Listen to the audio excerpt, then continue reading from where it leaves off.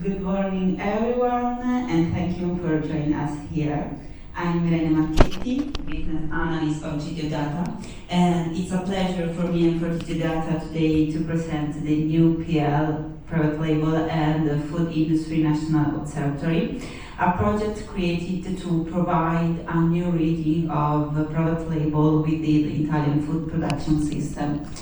Because the private label has changed, private label is no longer a tactical retail for tool designed to complete assortment or recover margin, but it has become a structural component of food industry that influences commercial strategies, investment, and relationship between industries and mass market retail.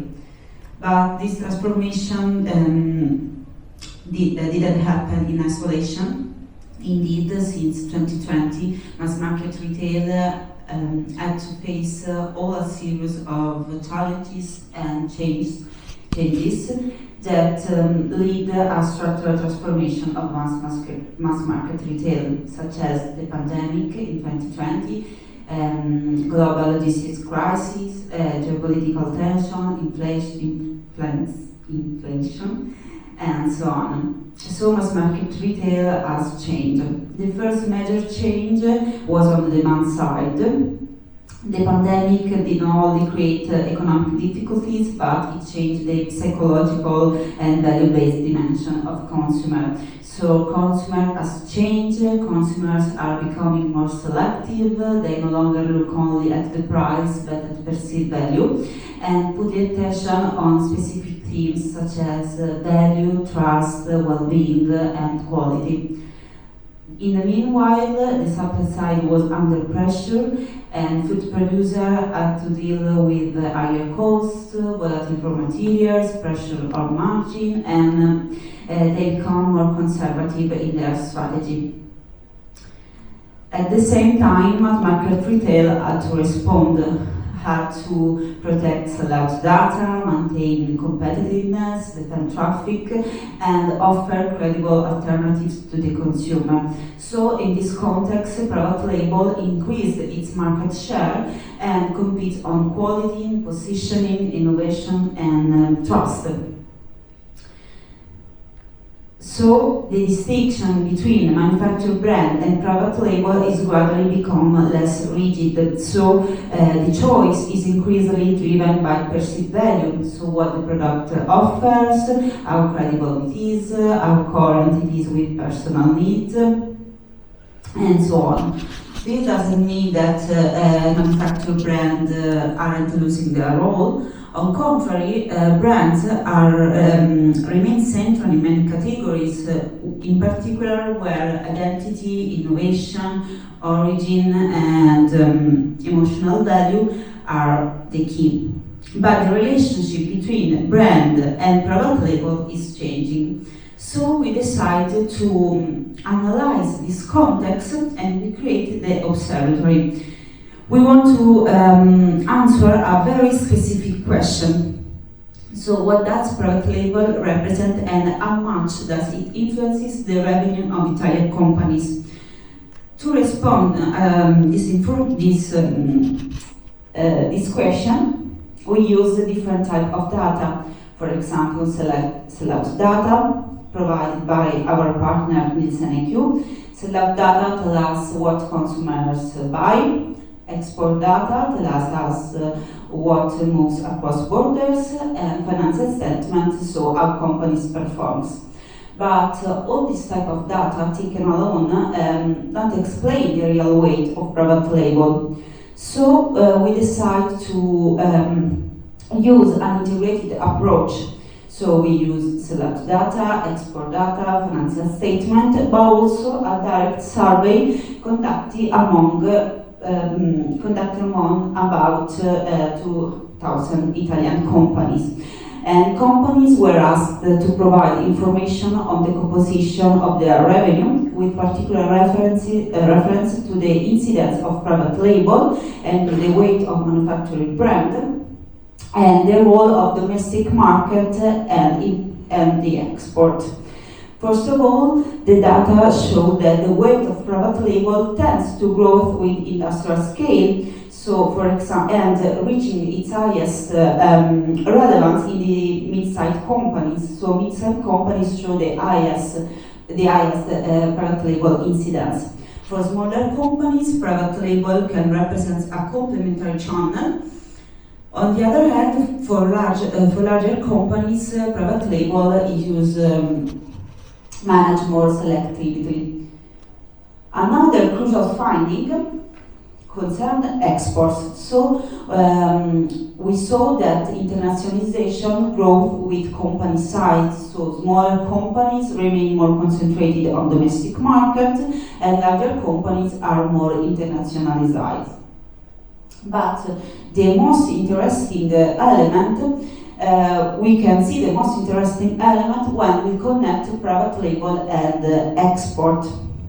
Because in several categories, especially among mid-sized companies, private label becomes a real lever for accessing international market. So Italian producers enter foreign distribution chains not necessarily through their own brand, but through partnership with international retailers, so through private label lines. And this is the most important insight of the observatory.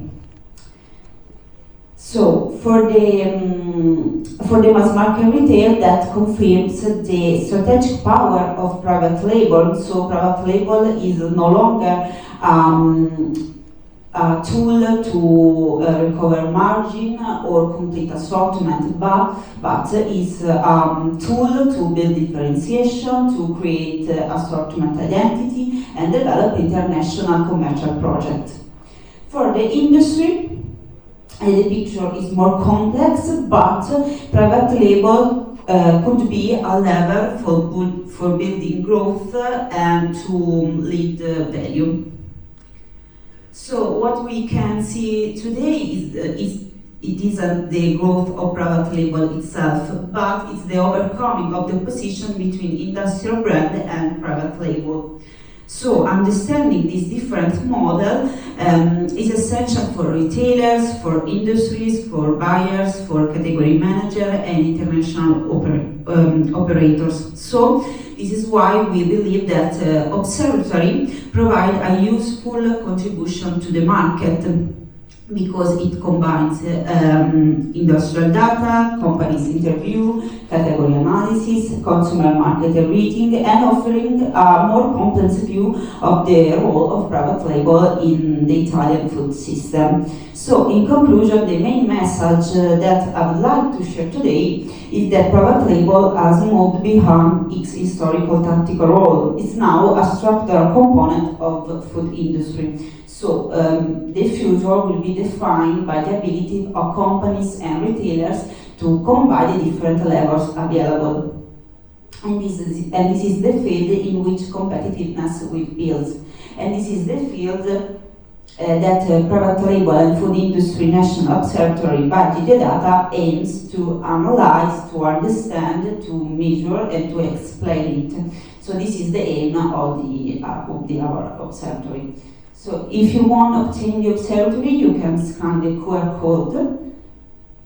And now, this is Beatrice Bonizzoni, Sales Account Developer in NielsenIQ, that tells us the context of private label in Italy. Thank you very much, and good morning, everybody. And thank you for having us today. So, of course, today the hot topic is private label. So we're going to give you some data and insights regarding private label in Italy. And let's start just with a bit of context. We know that the weight and importance of private label differs very much in the regions and the countries. In Europe, for example, the market share of private label is quite high, especially in Western Europe. And then in some countries, more specifically, like UK, Germany, Netherlands. And this is also strictly linked to the structure of the distribution market of the country.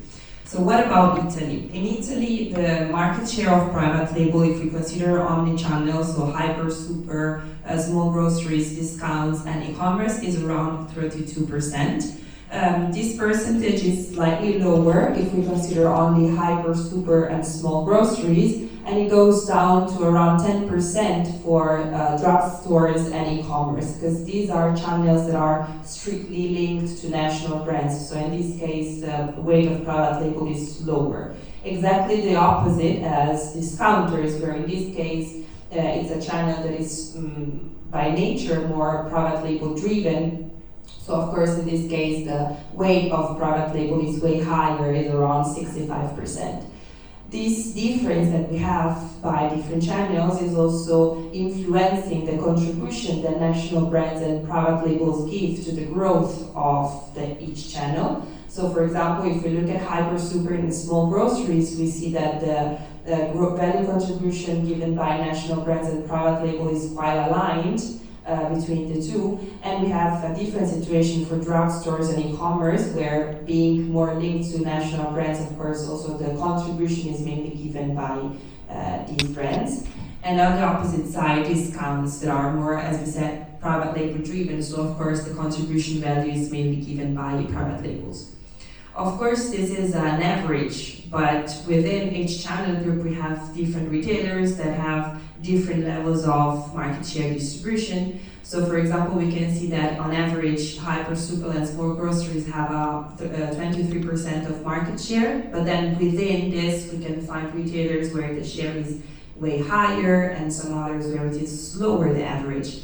The same goes for discounts, where the average says 65, but then we have some retailers that goes up to 80% of market share, and some others that are lower, around 50%. But what is interesting from this slide is that we can see a kind of common trend in the retailers of discounters and hyper, super, and small groceries. In the first case, when we look at discounters, we see that the market share of private label is slightly declining in 2025 compared to previous year. And we have exactly the opposite situation if we look at hyper, super, and small groceries, where on average the market share is lower, but it's kind of increasing slightly in 2025 versus a year ago.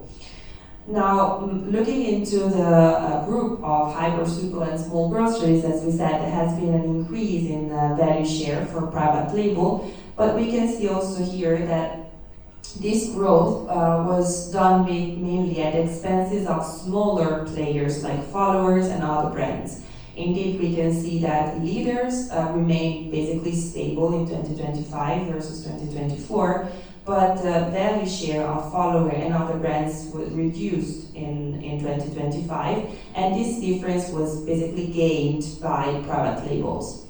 So private labels are becoming more and more a valuable option to national brands, and this is not just because of the price, but it's also because of the quality and assortment that we have within private label products. So we can also see this by looking at the different price tiers. So we have divided the total private label into three price tiers: low price, mid price, and high price. And we can see that, of course, the majority part of private label is represented by low price products that have around 41.4% of value share. The second biggest group is mid price with around 36% of value share. But both these groups are actually decreasing in 2025 versus the previous year. And what's increasing is that in the first group, represented by high price products, which is represented here in orange, and that goes from 22.1 in 2024 of value share to 22.8. So this is something that is allowing us to say that private labels are increasing their premium price positioning. Of course, this is again a total FMCG, but what about the different categories? Of course, the situation is different when we go a little bit down and we look at the products. So, for example, here we have the unit share overall for private label, which is around 38.2%, but there are some categories that are over average, like fresh products, frozen products, or meat products, and some others that are below average, like beverages and personal care.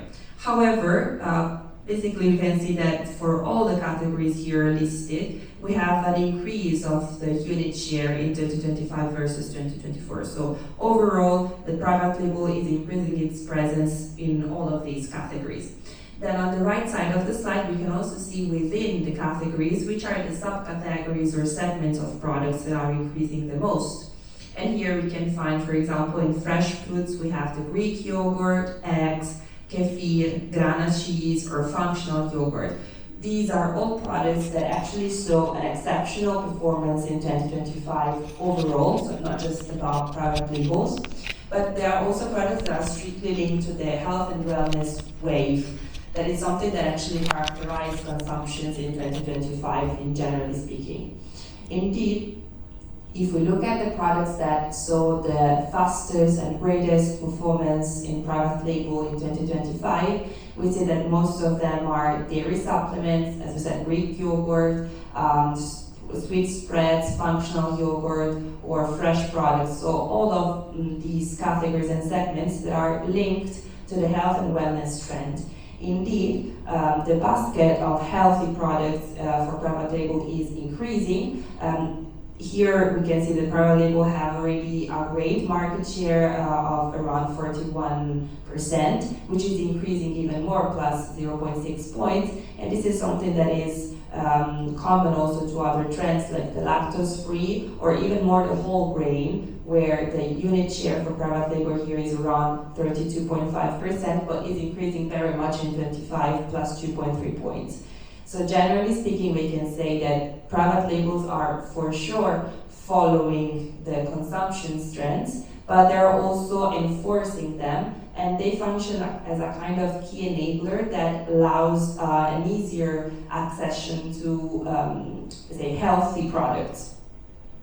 To go even more deeply into the analysis of categories, we also create this map considering the top 25 categories by value shares, and we have identified 4 groups: threats, strengths, opportunities, and weaknesses. And we have positioned the categories in this map, taking into consideration on one side the difference between the unit trend of private label category with the private label grocery unit trend overall.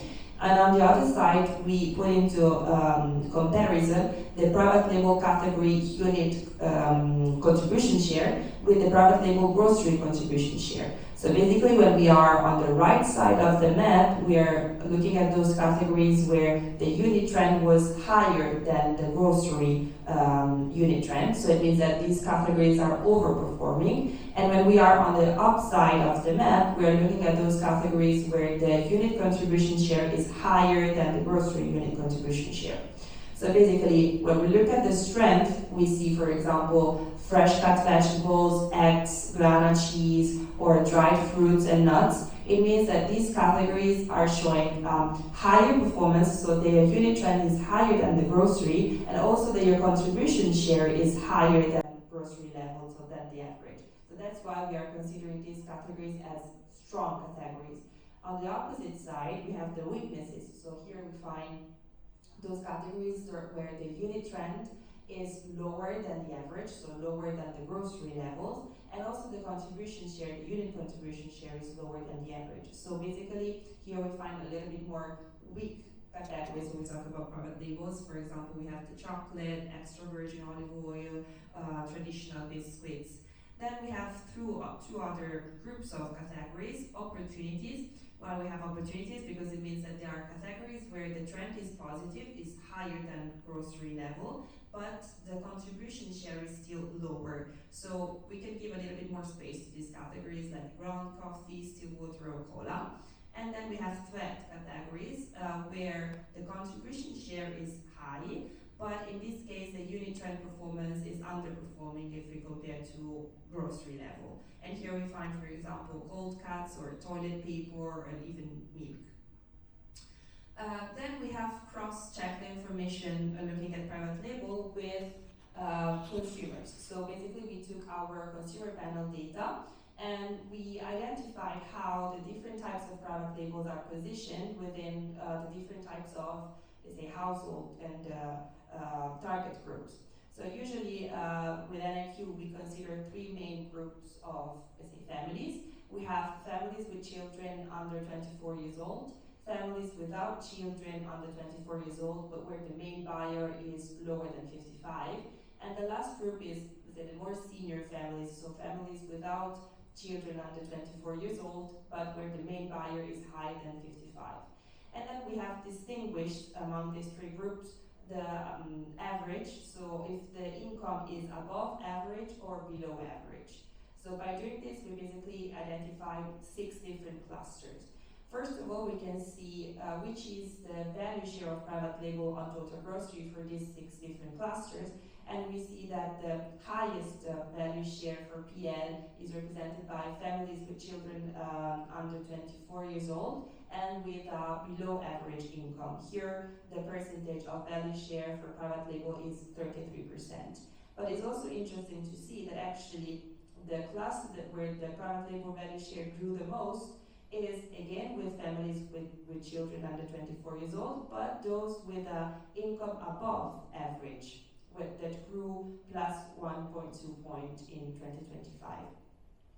Now, if we focus on private label and we try to see which kind of products these families are buying, we see that there are common trends represented by private label core products, which are, let's say, acquired by these families with an average below income, and this is like something common to all different types of groups of families. Another common trend is also regarding the premium products, because we see that if we go on the upside of the map, so if we look at the different targets with an income that is above average, all the 3 different types of groups of families are purchasing especially premium private label products. But then there is also an additional information, because each of these type of families is also concentrating their private label acquisition into a specific type of. For example, when we have families with children under 24 years old, we see that they are purchasing above average private label bio-eco-friendly products. And this is probably linked to a more, to the idea of having something more sustainable to the future, to the environment. While if we look at families without children under 24 years old, but where the main buyer is below 55, we know that this is a cluster of people, of customers, which are very much linked and they look very much at their well-being. Indeed, we see here that they are purchasing private label wellness products, so it's totally coherent with their profile. And the last group, which is represented by the most senior families without children under 24 years old and main buyer higher than 55, they purchase private label control supply chain products. So they are also very much they take care of the kind of product that they look at. They want to make sure that it's a quality product. So if they have to choose private label, they are more focused on this type of, let's say, premium private label products. So thank you very much, and I leave back the floor to Irene. Thank you everyone for joining us here. This is the QR code to obtain the observatory. Thank you.